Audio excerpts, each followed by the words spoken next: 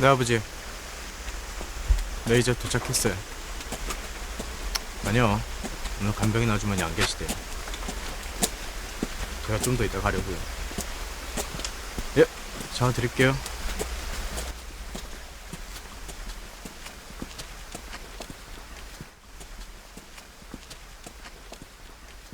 할머니, 왜 추운데 나와 계셔? 손자 기다렸어? 우리 강아지 학교 잘 갔다 왔어? 아이고, 학교 졸업한 지 오래됐습니다요.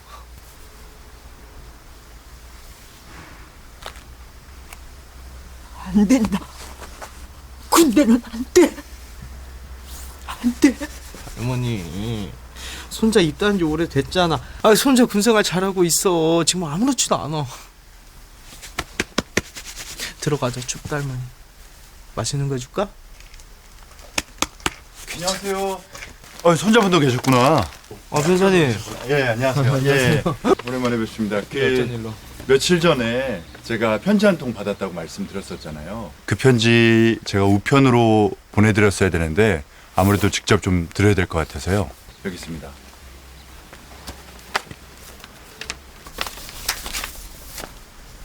보시면 그 날짜가 3개월 전으로 적혀 있어요.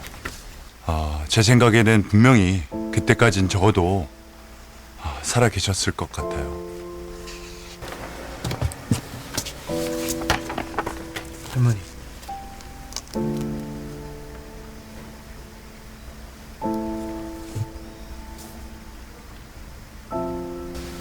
그리고 사실 제가 이것 때문에 직접 드리러 온 건데요. 요거는 제가 보는 것보다는 손자분께서 직접 보셔야 될 것 같아요.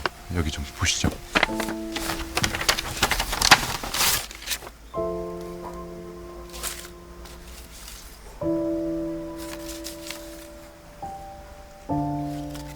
이게 뭐예요? 이게 편지랑 같이 왔다고요?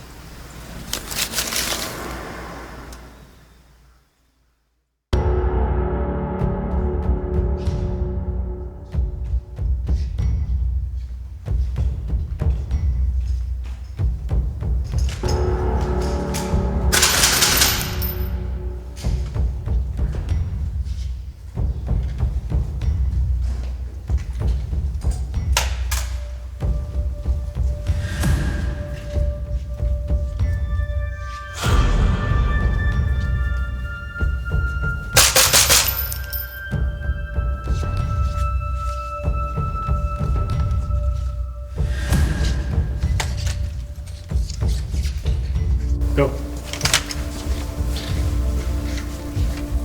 백!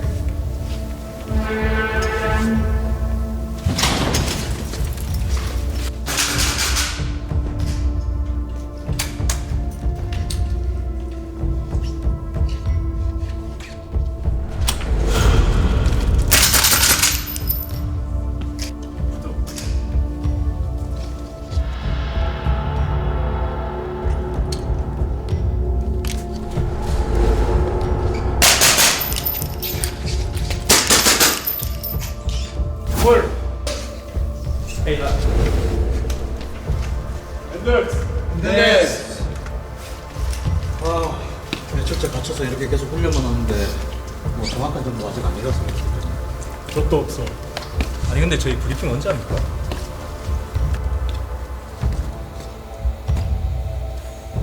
파킹한답니다.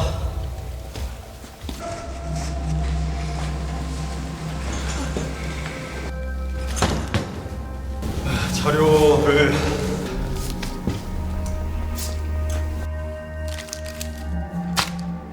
이 자료를 보시면 구출 작전입니다. 대상은 1명. 그리고 대상이 가지고 있는 고가치 정보 획득입니다. 브리핑은 이소령님이 하겠습니다. 본작전 기획자입니다. 우리 측에 협조하는 경로를 통해 편지를 입수. 대상의 생존 소식 또한 확인되었습니다. 평안남도 제14호 개천관리소 북서 14km 산속에 위치한 소규모 시설에 약 20여 명 정도의 수감자가 있는 것으로 추정. 경비는 약 2개소대 정도로 확인됩니다. 지금 감시하는데 2개소대 말입니까? 경계 인원이 좀 많죠. 지난번 작전의 여파로 추정됩니다. 추정. 모르겠단 말 아닙니까? 솔직히 윗동네 휴민트 정보자료 작살나 있는 거 다 아시죠? 이 편지 없었으면 작전 허가도 안 났어요. 네? 24시간? 작전 수립 D-3, 실행은 D-9 이상입니다. 그리고 희망자만 투입하겠습니다.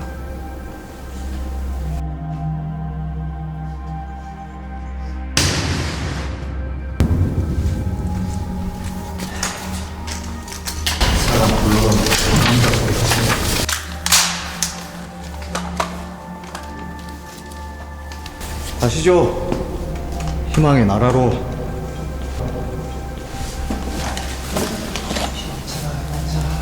희망자만 간다는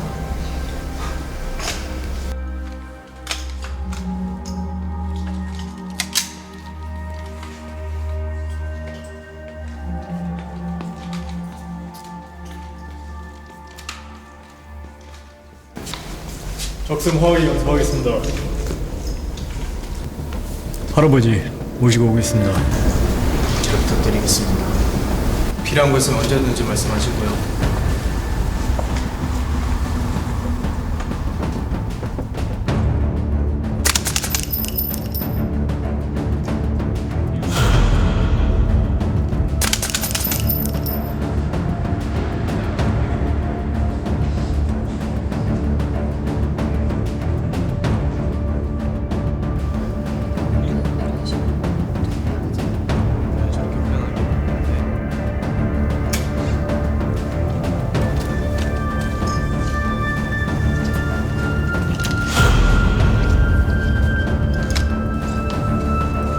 있는 방향에서 반대편 시작했다가 벽실 순서대로 다 때리고 그대로 다 때리고 다 클로저였으니까 몇 번 하다가 그 다음에 반대편 시작했다가 벽실 순서대로 다 때리고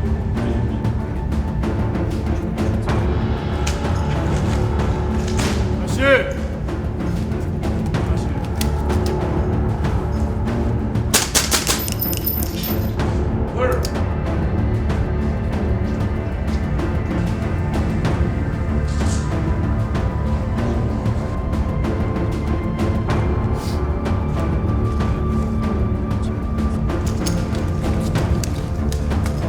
좋았어.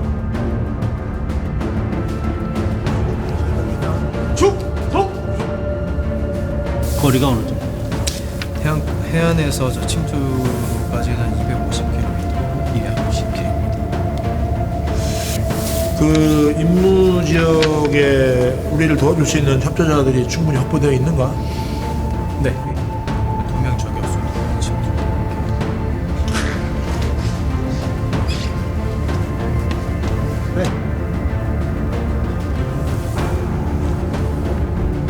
침투로와 귀한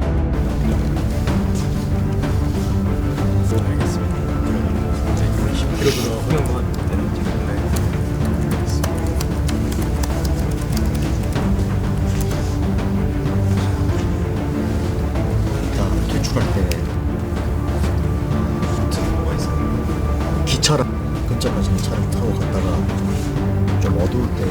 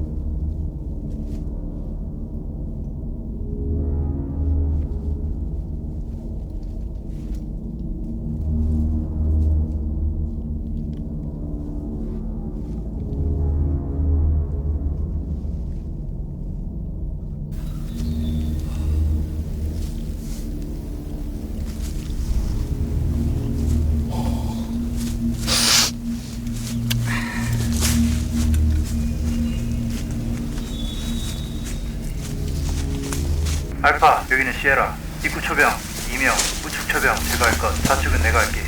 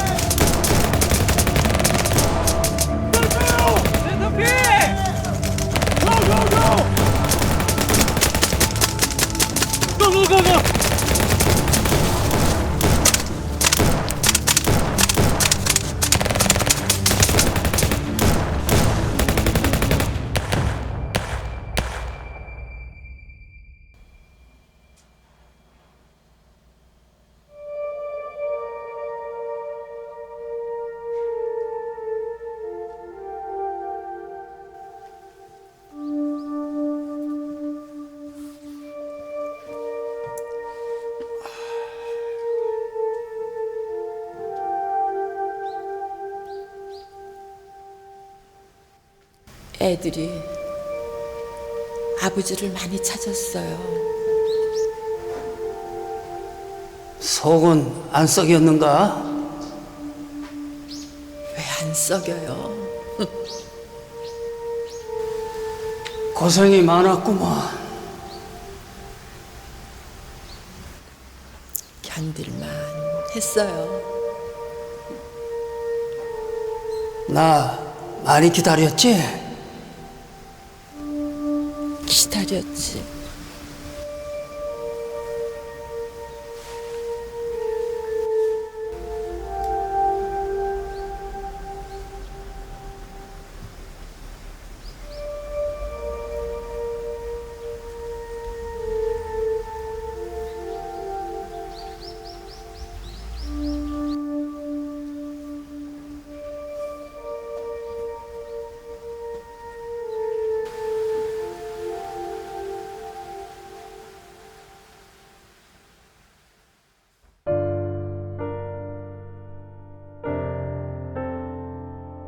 사람들은 떨어질 줄 모르는 날개를 원앙이라고 사랑하고 있지. 허나 우리는 날개쭉지 부러진 원앙이 되었구려. 이전에 중국 땅에서 서로 연락하던 박광진이가 집에 돌아가 있기 때문에 소식이 끊어졌고, 그래서 다시 안전한 선을 찾아 이렇게 소식을 보내요. 당신이 성심성의를 다해서 보내온 편지들과 사진 한 장 내 손에 들어오지 못했다오. 그 이유는 국경을 넘어올 때 위험하기 때문에 그들이 못 가지고 온다는 것이요. 귀민머리에 흰서리가 짙어지니 더더욱 그리워지는 것은 고향이구려. 짐승도 죽을 때에는 고향에 가서 죽는다는데 하물며 사람이야 이를 때가 있겠소. 여보, 당신한테 소식 전할 면목도 없소. 나를 대신해 부모님들의 운명을 지켜주고 이날 이때까지 눈이 오나 비가 오나 부모님들의 성묘를 지켜 홀로 고독한 생활을 해온 당신에게 무슨 말로 감사의 말을 해야 할지, 우리 서로 다시 만날 때까지 몸 편히 지낼 것을 마음 속으로 비워. 다시 만날 날까지 몸 건강하기를 바라오. 그 편지는 6.25 전쟁 기간 중에 북한군 그리고 중공군에게 포로로 잡혔으나 정전협정 1953년 7월 27일 정전협정 체결 이후에 우리 조국으로 돌아와야 함에도 불구하고 북한에서 강제로 억류해서 탄광이나 이런 데서 그 강제 노역에 동원되었던 그런 분들이 가족을 그리면서 내가 또 가족들에게 용서를 구하는 그런 편지를 보내온 것으로 알고 있습니다. 물론 이제 뭐 남북 회담이나 남북 대화를 할 때 뭐 국군포로 문제에 대해서 뭐 일부 언급을 하긴 했으나 북한에는 국군포로가 없다. 그냥 강제로 억류하고 자기들은 없다고 주장을 하는 거죠. 그러니까 국가가 어려웠던 시기에 국가가 위기에 처했을 때 자기 목숨을 바쳐서 희생했던 그런 분들을 우리가 국가 이름으로 반드시 모셔야 되겠다는 의식, 그런 것들이 좀 부족했다고 생각을 합니다. 국군포로 이런 분들이 자력으로 오신 분들 또는 탈북자들 이런 분들의 증언에 의하면 한 150명에서 한 200명 정도가 현재도 살아있을 것으로 그렇게 추정하고 있습니다. 지금 이제 80대 후반도 거의 안 계십니다. 대부분 다 90대 초반, 중반까지 넘어갔죠. 왜냐하니까 우리가 1953년도에 휴전이 됐지 않습니까?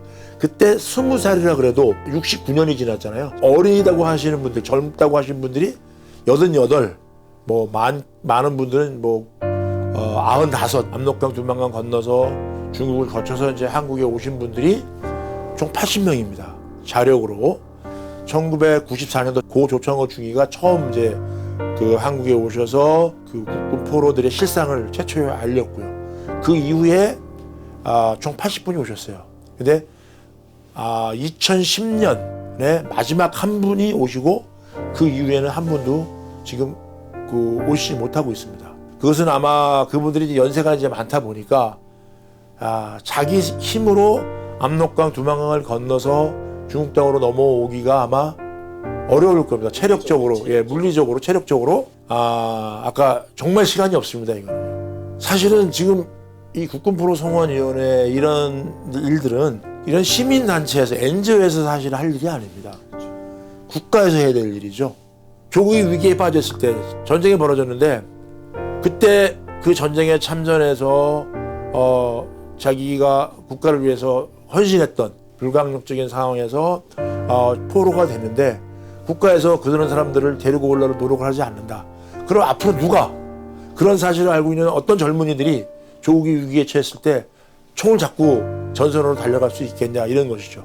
국가가 국가 이름으로 우리 대한민국의 이름으로 강력하게 요구를 하고 그것이 실행될 수 있도록 모든 노력을 기울여야 한다고 생각합니다. 여러분들께서 이분들에 대해서 관심을 갖고 마음속으로나마 응원해 주시고 또 이런 문제들이 우리나라 정부는 물론이고 국제사회에도 널리 인식이 돼서